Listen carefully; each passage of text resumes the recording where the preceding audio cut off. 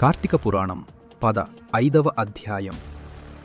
ఇతరులు పెట్టిన దీపాన్ని తిరిగి వెలిగించడం వలన ఫలితం గురించి ఈరోజు మన ఛానల్లో తెలుసుకుందాం. మీకు తెలుసు, మన ఛానల్లో ప్రతిరోజు కార్తీక పురాణ కథలు అప్లోడ్ చేస్తున్నాం. తప్పకుండా చూడండి. మన ఛానల్ను సబ్స్క్రైబ్ చేసుకొని గంట సింబల్ను నొక్కి పెట్టుకోండి. లైక్ చేసి మీకు తెలిసిన వారికి షేర్ చెయ్యండి. పూర్తిగా చూడండి, మంచి ఫలితాలు ఉంటాయి. ఇక లేట్ చెయ్యకుండా కథలోకి వెళ్దాం. కార్తీక మాసంలో దీపం వెలిగించడం వలన అనేక పాపాలు నశిస్తాయి. దీపం వెలిగించడం వలన పుణ్యరాశి పెరుగుతూ పోతుంది. అందువలన శివాలయంలోనూ విష్ణు సన్నిధిలోనూ దీపాలను తప్పకుండా వెలిగించాలి. ఆవుపాలు పితకడానికి ఎంత సమయం పడుతుందో అంతవరకైనా ఆ దీపం వెలగాలి. ఒకరు వెలిగించిన దీపం కొండెక్కితే ఆ దీపాన్ని తిరిగి వెలిగించడం వలన కూడా ఎంతో పుణ్యం కలుగుతుంది. అందుకు ఉదాహరణగా జనక మహారాజుకు వశిష్ఠ మహర్షి ఒక కథ చెప్పడం మొదలు పెడతాడు. పూర్వమం సరస్వతీ నదీ తీరంలో శిథిలావస్థలో ఒక విష్ణు ఆలయం ఉండేది. ఆలయం శిథిలమై ఉండటం వలన భక్తులు వచ్చేవారు కాదు. అలాంటి పరిస్థితుల్లో ఒక యతీశ్వరుడు ఆ ఊరికి వస్తాడు. నది తీరంలో శిథిలమైన విష్ణుమూర్తి ఆలయాన్ని చూస్తాడు. అది ఉపయోగంలో లేలేని కారణంగా తాను అక్కడ ఉండవచ్చని అనుకుంటాడు. ఆలయంలో అంతటా శుభ్రం చేసుకుని తనతో తెచ్చిన కొద్దిపాటి సామాగ్రి అందులో పెట్టుకుంటాడు.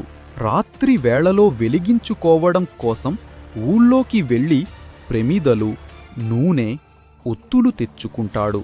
ఆ దేవాలయంలో ఆయన ధ్యానం చేసుకుంటూ తన జీవనాన్ని కొనసాగిస్తూ ఉంటాడు.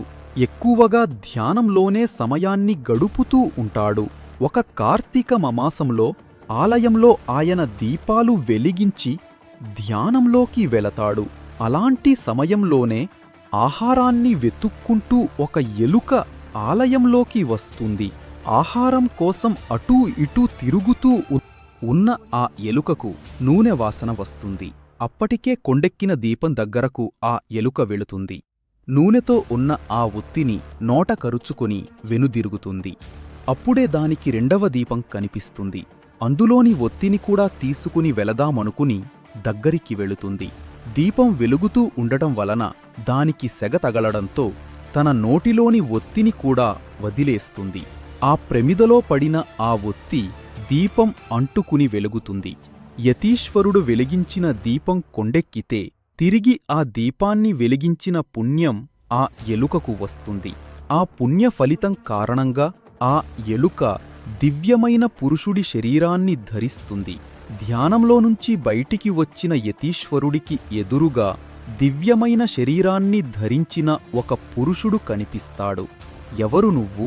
ఇక్కడికి ఎందుకు వచ్చావు? ఏం కావాలి అని యతీశ్వరుడు అడుగుతాడు. తను ఒక ఎలుకను అని. అయితే హఠాత్తుగా తన రూపం పోయి దివ్యమైన ఈ శరీరం వచ్చిందని ఆ దివ్యపురుషుడు చెబుతాడు. అందుకు కారణం కూడా తనకి తెలియడం లేదని అంటాడు. యతీశ్వరులే అందుకు కారణం తెలుపాలని కోరతాడు. అప్పుడు ఆ యతీశ్వరుడు దివ్యదృష్టితో చూస్తాడు. అలా దివ్యదృష్టితో చూసిన యతీశ్వరుడికి ఎలుక పూర్వజన్మ గురించి తెలుస్తుంది. అప్పుడు ఆ యతీశ్వరుడు, పూర్వజన్మలో నువ్వు బాహ్లిక దేశంలోని ఒక బ్రాహ్మణుడివి. ఎప్పుడు కూడా భగవంతుడిని ఆరాధించి ఎరుగవు. స్నానం, జపం, దీపారాధన, దానధర్మాలు చెయ్యడం నీకు తెలియదు. ఒకవేళ ఎవరైనా యజ్ఞయాగాలు చేస్తుంటే వాళ్లను నువ్వు ఎద్దేవా చేసేవాడివి. ఆచార వ్యవహారాలు ఎంతమాత్రం పాటించని నువ్వు అవి పాటించేవారిని అవహేళన చేసేవాడివి. చివరికి ఈ విషయంలో నువ్వు నీ భార్యను కూడా వదల్లేదు. నీ భార్య ఎంతో గుణవంతురాలు, ఉత్తమురాలు. ఆమెకి ఎంతో దైవభక్తి ఉండేది. ఆమె నిన్ను మార్చడానికి తనవంతు ప్రయత్నం చేసింది. నువ్వు ఎంతమాత్రం మారకపోగా చాదస్తం అంటూ ఆమెను కసురుకునేవాడివి. ఆమె నోములు, వ్రతాలు ఆచరిస్తుంటే అందుకు అడ్డు చెప్పేవాడివి. అలా మనసారా ఆమె పూజాభిషేకాలు కూడా చేసుకోకుండా చేశావు. ఆ మహా ఇల్లాలిని ఎంతో ఇబ్బంది పెట్టావు. దైవం పట్ల, శాస్త్రాల పట్ల అపనమ్మకం కలిగిన కారణంగా మరణం తరువాత నరకానికి వెళ్ళావు. నరకంలో అనేక శిక్షలు అనుభవించిన తరువాత అనేక నీచమైన జన్మలను ధరిస్తూ వచ్చావు. చివరికి ఇలా ఎలక జన్మనెత్తావు. ఆకలి తీర్చుకోవడానికి నువ్వు చేసిన ప్రయత్నం నీ పాపాలను కడిగేసింది.